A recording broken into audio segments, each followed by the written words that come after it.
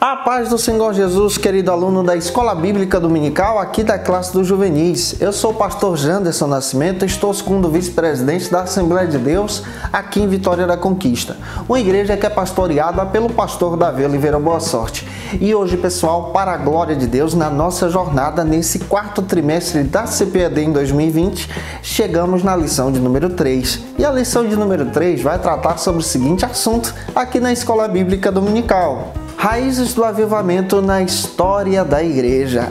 Que tema importante! Estamos estudando nesse quarto trimestre sobre o avivamento bíblico para a juventude, tá?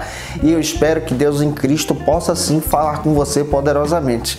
Você, gente boa que está chegando por aqui pela primeira vez, aproveita, se inscreve no nosso canal, deixa aí o teu likezinho, o teu joinha, porque com isso você ajuda muito a gente a falar de Jesus, compartilhar a palavra de Deus, alcançar mais pessoas, tá? Coloca aí também nos teus comentários, hashtag Glória a Deus, eu vou ficar muito feliz em te ter por aqui. É claro que a gente está comentando também as lições de adultos, jovens, juvenis, discipulado, adolescentes vencedores, pré-adolescentes, praticamente tudo, sabe? Sobre Escola Bíblica Dominical, você acha aqui no link na descrição desse vídeo. E eu espero que Deus possa te abençoar navegando aí no nosso canal, tá? Se inscreve, compartilha para mais pessoas. A nossa aula de hoje tem o texto bíblico, a gente tem aí alguns objetivos e alguns pontos para a gente poder trabalhar junto. Então vamos deixar de conversa e vamos para a aula de hoje em nome do Senhor Jesus.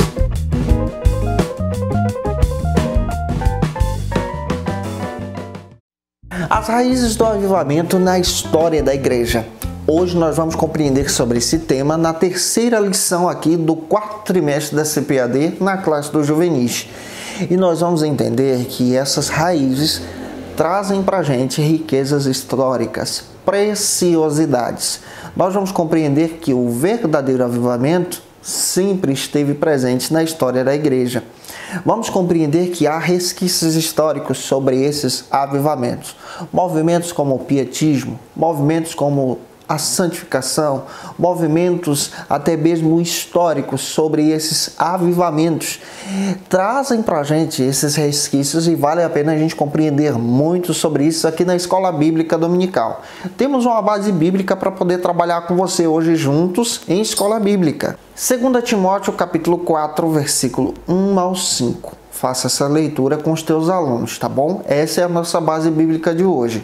O primeiro ponto da nossa lição vai tratar sobre o seguinte assunto aqui na Escola Bíblica Dominical: a importância de conhecermos a história dos avivamentos. Nós vamos observar a riqueza disso. Por que é importante, como cristãos, como jovens, conhecermos a história dos avivamentos? Porque há uma manifestação espiritual nisso aqui. Todo o avivamento, como eu já disse a você, é algo que vem da parte de Deus, é sobrenatural, é algo que Deus realiza. E o primeiro subtópico trata sobre o seguinte assunto aqui na Escola Bíblica: lendo o nosso tempo. Esse é o primeiro subtópico. Quando a gente olha para trás, olha pelo retrovisor, a gente descobre na história da igreja que os cristãos do século 16, 17, 18 e 19 olhavam para trás, liam a Bíblia, observavam nas escrituras a base da sua fé. E essas escrituras apresentavam exatamente a expansão da vida com Deus, a expansão de um relacionamento com Jesus. Olha o que está escrito no texto bíblico. 2 Timóteo, capítulo 4, versículo 3 e 4, Paulo traça aí exatamente princípios históricos, sem saber que estava traçando princípios históricos. Ao mesmo tempo fazendo a leitura futura do tempo que se encaixa exatamente com esse perfil que citamos. Quando olhamos exatamente para o nosso século 21, nós encontramos esse resquício. Nós encontramos a nossa geração nessa narrativa bíblica que vale a pena você olhar com os teus alunos. E para aconselhar ao jovem pastor Timóteo, Paulo aconselha de uma forma específica a respeito da leitura do seu tempo. Sabe o que ele diz na segunda carta, capítulo 4, versículo 2? Pregue a palavra em tempo e fora de tempo. Aproveite todo o momento. Ou seja, a fundamentação para o avivamento vem a partir da palavra. A palavra precisa ser pregada. A palavra precisa ser ensinada. A palavra precisa ser exposta. E 2 Timóteo 4,5, Paulo ainda orienta: faça isso como evangelista. Cumpra o teu ministério. Ou seja, o tempo muda, mas o nosso papel como igreja, entendendo sobre avivamento, é depender do Espírito Santo e pregar e anunciar a palavra de Deus. Claro que a pregação ela é vista e ela é vivida também. Essa vida pela pregação, essa vida pela palavra nos ajuda nesse crescimento em Cristo, compreendendo sobre as histórias dos avivamentos. O segundo subtópico, já avançando, trata sobre o seguinte assunto: influenciando a nossa geração. Quando você passa a estudar nesse segundo subtópico realmente essa história da igreja fora da Bíblia, a respeito desses homens que se levantaram para uma vida santa, nós encontramos o movimento dos puritanos, homens de Deus, mulheres de Deus, que consagraram a sua vida a serviço de Deus, em uma santificação, daí o nome, puritanismo, puros, homens que dedicaram a sua vida à experiência com o Espírito Santo, à experiência com Deus de forma santa, abrindo mão, por exemplo, de coisas dessa vida, abrindo mão, por exemplo, da bebida alcoólica, abrindo mão, por exemplo, das baladas que existiam para viver a causa do Evangelho. E os puritanos abrem mão das coisas dessa vida para ter uma vida consagrada a Deus, para viver a causa do Evangelho, para viver a palavra. Os resquícios do puritanismo influenciaram gerações, influenciaram também os avivamentos. Os avivalistas foram influenciados pelo puritanismo. O puritanismo mostra para a gente essa riqueza de viver para Deus, de ser consagrado para Deus a partir da interpretação bíblica. Isaías 42:3 está escrito que não se apaga um pavio que fumega. Esse puritanismo mostra essa essência de viver para Deus, essa essência de se consagrar para Deus, essa essência de ter uma vida para Deus. Existe um texto da editora Fiel, do J. Parker, que fala sobre esses gigantes que viveram para Deus. Homens e mulheres, testemunhos de servos de Deus, que consagraram a sua vida no período da sua geração, uma geração corrupta, e ao mesmo tempo consagraram a sua vida e influenciaram as pessoas, ao ponto de influenciar então o próprio avivamento. Isso é rico, isso é real e traz para a gente profundidades teológicas maravilhosas. E o terceiro subtópico aqui do ponto número 1 nos ensina a viver o nosso tempo com discernimento. Os puritanos viveram seu tempo com discernimento na palavra, com discernimento em uma vida consagrada para Deus. Isso são princípios deles, tá? Eles retiram esses princípios das Escrituras e essas interpretações vêm a partir deles. E a gente observa isso de uma forma clara nesse terceiro subtópico. E os puritanos influenciam então o século XVI, XVII com o seu ministério, com a sua vida em Cristo. Depois, na história da igreja, surgem outros homens conhecidos como os pietistas, o movimento pietista, de uma ideia de piedade, e essa ideia de piedade é uma vida consagrada para a oração, que influencia então o século XVII e XVIII, quando começam a explodir os verdadeiros avivamentos. Esses avivamentos influenciados pelo poder do Espírito. Isso é resultado de uma vida consagrada para Deus. Quando a gente se consagra para Deus, Deus responde. Quando a gente ora e busca, Deus trabalha em nosso favor. E isso é rico e é importante a gente compreender esses resquícios históricos que a própria lição apresenta para a gente. Finalizando esse primeiro ponto, apresente a ação do tópico 1 e avance agora para o segundo ponto da aula de hoje, que vai tratar sobre o seguinte assunto aqui na Escola Bíblica Dominical: o puritanismo no século XVI e XVII. Vamos analisar isso historicamente, tá? Para você entender que isso faz parte, base para os avivamentos. Tem gente que pensa que avivamento é só barulheira. Não, tem fundamentação histórica, tem fundamentação bíblica também. O primeiro subtópico trata sobre o seguinte assunto: como foi que o movimento puritano começou? A gente precisa olhar para trás e entender sobre a história da igreja, como o movimento puritano começou e qual a influência que ele tem. O movimento puritano ele surge na Inglaterra no século XVI. Como um movimento reformador. Ele é influenciado a partir da reforma protestante. Durante o reinado da rainha Elizabeth I, o objetivo desse movimento, do movimento puritano, era reformar as bases espirituais, litúrgicas da igreja anglicana. Essa igreja anglicana é diferente da igreja católica. Ela surge, a partir dessa reforma, já numa divisão, quebrando o laço então com a Igreja Católica e se tornando a Igreja da Inglaterra. E o movimento puritano surge na Inglaterra. E o objetivo do movimento puritano é retornar o coração para a palavra de Deus, é retornar a vida para a mensagem de Deus, é retornar para as Escrituras, para o ensinamento do Evangelho. Esse aqui é o objetivo onde surgiu o movimento puritano. O segundo subtópico, aqui no ponto número 2, trata sobre outro assunto. Os puritanos no contexto social. Como os puritanos exerciam seu ministério de forma social na Inglaterra, ajudando as pessoas. Olhando para a história dos puritanos, a gente compreende que a salvação, na visão deles, era estabelecida por intermédio da graça de Deus, como está escrito em Efésios 2:8. Então, a visão dos puritanos é entender que a salvação vem por intermédio da graça de Deus. É Deus que concede a salvação. Eles também entendiam que as Escrituras eram suficientes para a orientação das pessoas, baseado em Salmos 119, versículo 9. A palavra de Deus é suficiente. Salvação pela graça, a palavra de Deus é suficiente. A igreja está apresentada nas Escrituras, que apresentam exatamente o prestígio de uma tradição. João 17:17. Essa é a visão teológica aqui dos puritanos. E a sociedade seria unificada em Deus, restaurando então esse prestígio, essa busca pelo divino, conforme está escrito em 1 Coríntios, capítulo 10, versículo 13. Capítulo 10, versículo 31. Então vamos olhar para a base teológica dos puritanos e social também. A salvação é concedida pela graça de Deus. Nós entendemos que as Escrituras são suficientes para os puritanos. Nós compreendemos também que a igreja reproduz aquilo que as Escrituras dizem.